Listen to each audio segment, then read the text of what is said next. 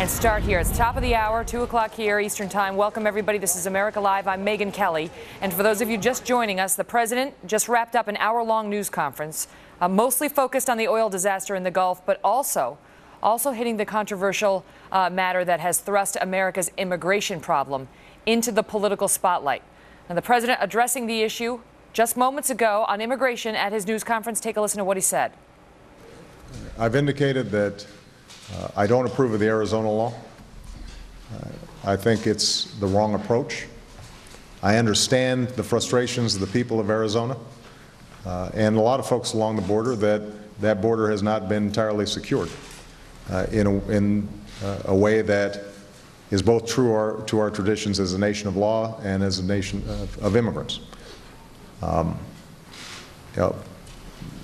President of the United States. I don't endorse boycotts or not endorse boycotts. That's something that the private citizens can make a decision about.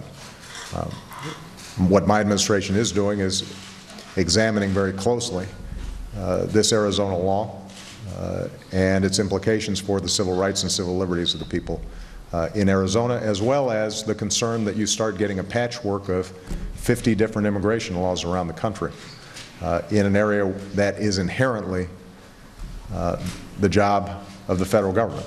Now, those comments in wake of the news that the Department of Justice is moving closer to actually filing a legal challenge of the Arizona law. Rejoining me now, talk show host and Fox News contributor Mike Gallagher, and talk show host and constitutional attorney Mark Levine. Mark, let me start with you on this one. You know, the president coming out and saying, I don't approve of that law. I think it's wrong.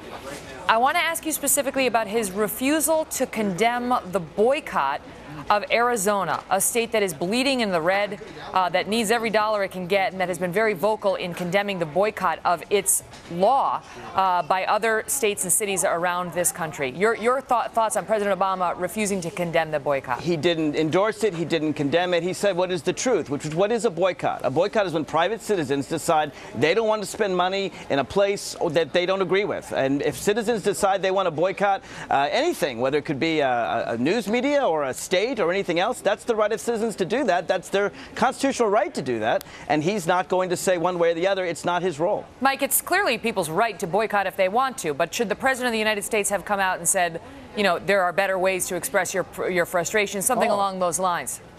He should have gone. I would take it a step further. He should have condemned the boycott. Why would the president of the United States be neutral on the subject of one of the 50 states of which he's the president to be punished economically? It's appalling and it's awful that this president wouldn't stand up for one of our 50 states. I mean, it's the whole. Listen, we're in parallel world here. This is upside down world. This is what's right is wrong on this illegal immigration debate. What's left is right. It's extraordinary to me that the president of the United States won't defend Arizona for trying to do what the federal government, everybody seems to acknowledge, has broken. He says, well, this is the federal government's responsibility, not a state. Everybody looks at that and says the federal government has dropped the ball at the border. The federal government has dropped the ball on immigration reform. There's an easy answer, Mike. It's appalling that he would take this position the way he has. Tell the Republicans to support the same bill they supported 4 years ago. 4 years ago, 23 Republicans in the Senate in 2006, when George Bush was president, supported comprehensive immigration reform. Now there are none of them around. Now, why did all 23 flip-flop, including John McCain, on this position? Why? Because Obama's president, and they don't. The reason why the federal government isn't acting, they have with immigration. I mean, it's unbelievable. No, look, and they're trying Mike, to do it. They're trying to fight this problem. I got my constitution as best out, they Mike. can. The law, as you've read it, Mark, let me jump in. Because you've got your handy-dandy constitution, which we always know we've hit stride when Mark pulls out his constitution. That's right. But let me ask you, Mark, because the president seemed to be tipping his hat to reports we heard yesterday, which is what will be the nature of the legal challenge that is filed by the DOJ against the Arizona law? He seemed to be speaking to preemption, and for our viewers, what that means is they may be getting ready to argue that the states have no right to legislate in this area because the feds have already chosen to do so. Nonetheless, Mark, there was an Office of Legal Counsel memo back in 2002 that comes from the Department of Justice that says the states absolutely have the right to legislate in this area and have the right to arrest illegals to assist the feds with respect to their obligations obligations. So how does President Obama and the Department of Justice get around that? Frankly, Megyn, I don't care what Bush's Department of Justice and Office of Legal Counsel said. That same leader, John Yoo, still on the books, and Eric Holder hasn't reversed it. Well, no, what John Yoo, that's the same guy that supported torture. Look, for 200 years under the Constitution, it was Bybee, fine, same office that supported torture. What they've said for 200 years, the United States Supreme Court, it's right here in the Constitution,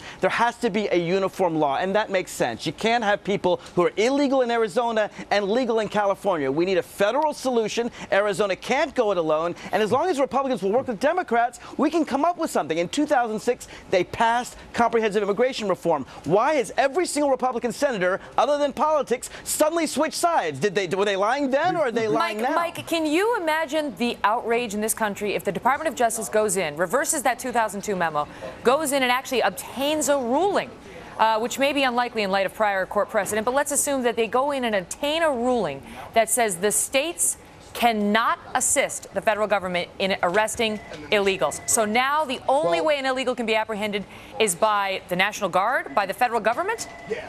Following Mark Levine's arguing, the local police can enforce no federal law. So that means if a bank robber commits a crime that falls under a felony statute, the local police aren't allowed to effect an arrest until the feds come along. Mark is so full of it, he can't, it is unbelievable. He can waive his Constitution all he wants. He is a liberal constitutional lawyer with such an agenda that he dismisses anything that came out of the Bush Justice Department because it was the Bush Justice Department. Mike. Mark knows that the cops enforce the laws, and the cops are expected to force the laws. But they have to do so uniformly. That's what this like says. Mark don't want any enforcement of immigration laws whatsoever. That's the end game. You can't have one enforcement in Arizona and another in California and another in New Mexico. You can't have a place. That's what's been happening for years. No, that's not the law. Sure Look, whatever's been happening, it's not the law. And I respect the law and I respect the Constitution. We know. I mean, how many people walk around with it in their pocket? Exactly. You and Glenn Beck. All the time. All right, guys. He's got it in his hand. You two have that in common.